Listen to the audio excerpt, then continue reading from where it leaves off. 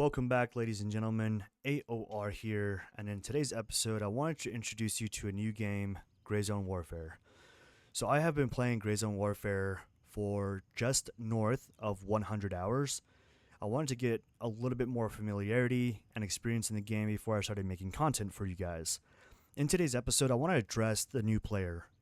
I'm often meeting new players, level 1, level 2, in the PvE servers, and I'm often being asked, like, hey, this is a little bit overwhelming. What should I bring with me into the field? And what should I be looking for while I'm there to bring back to base? So this is mostly for the new player, and if you have been playing Gray Zone Warfare and you're watching this video, please jump into the comments and share what you think is your best guess as to what you should bring with you into the field. Now, before I begin, I want to just say the mission will dictate the gear. I know that's kind of cliche, but for example, I'm bringing a lot of ammunition with me because I'm going on multiple runs. So my character is going to start here at Hunter's Paradise, then Midnight Sapphire, then over to the Sawmill, and then over to Q Vongsa. I'm going to be doing a run here, here, here, and here before going back to base. And so this loadout is tailored towards that, so bear that in mind. When it comes to gear, I think the best thing you can do is keep it as simple as possible. I don't even recommend carrying a secondary weapon with you. It's very rare that I end up switching to my secondary weapon, and it's only because I'm in an intense firefight and I don't have time to reload. So, not for everyone, let me preface that. It's mostly my style of gameplay, and it works for me. Now, what is pretty universal is you're going to want a helmet to protect your head, a plate carrier to protect your front and back. You'll want a backpack with a single food and water container. Finding food and water out in the field is a pretty easy thing to do. It's almost everywhere I go. The next thing you'll want is some kind of container, whether that's your pocket, your chest plate rig, or your fanny pack, or your belt, to keep medical supplies. When your friend goes down, and they will, because he loves standing in the middle of the street when he starts firefights, instead of intelligently starting a firefight behind cover, for whatever reason, he elects to do a firefight with no cover. He will go down. It always happens. And when they do, if these medical supplies are not in one of these three containers with the lightning bolt next to it, you will be unable to use those medical supplies to resuscitate and revive your friend. It's kind of sad, but it's a hard lesson learned for me in the game.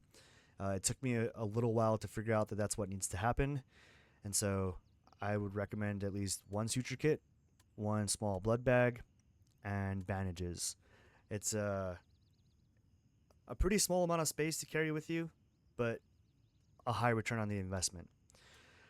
I don't think you have to buy the supporter edition, but I've personally enjoyed having the supporter edition because I have the 3x3 lock safe. So this container is what you keep with you in the event of your death. So it is kind of nice having that support and that reassurance, knowing that whatever's in this container, when I go down, it doesn't matter. It's fine.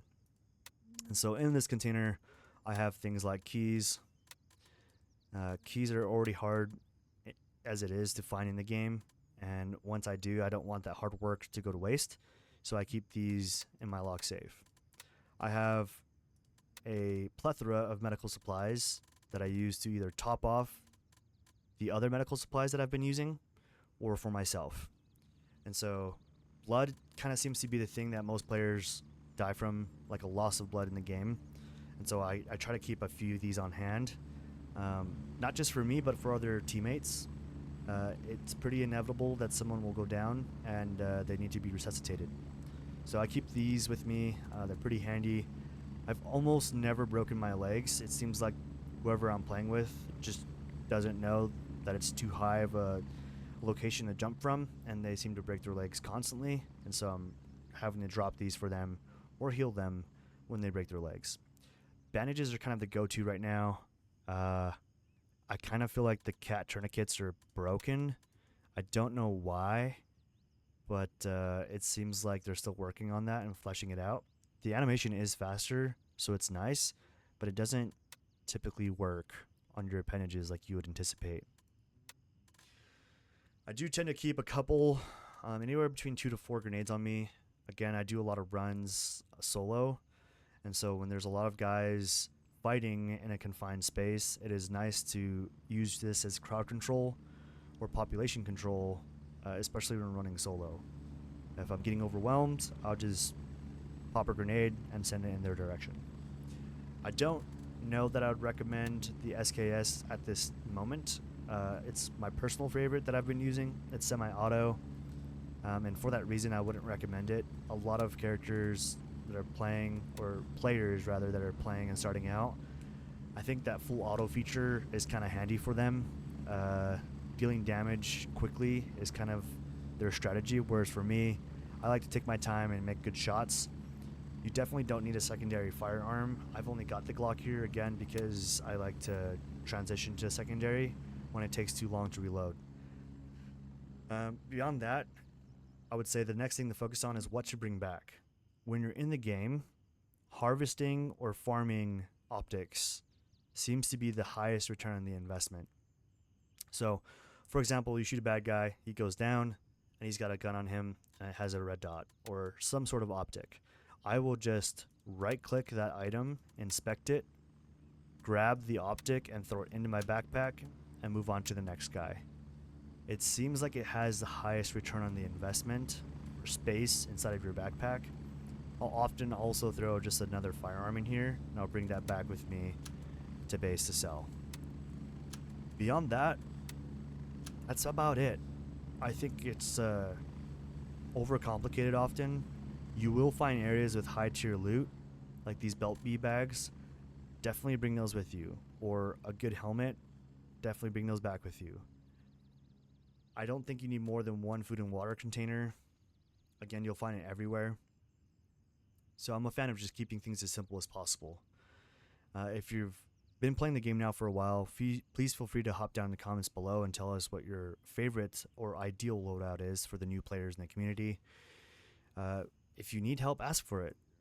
In PvE, the community is pretty phenomenal. I've only had one guy in the last 106 hours who wasn't willing to let me pay him for ammo. Everyone else has been great. So I think if you're a new player and you're trying to get either better ammunition or better gear right at the start, just ask someone else in the server. I think most people are willing to help you with any of that. So if you made it this far in the episode, I appreciate the hell out of you. Please consider giving this video a like. Subscribing is free and it helps to build the channel, whatever that means. I just hear a lot of YouTubers say it. But until next time, I appreciate you. Take care. Mwah.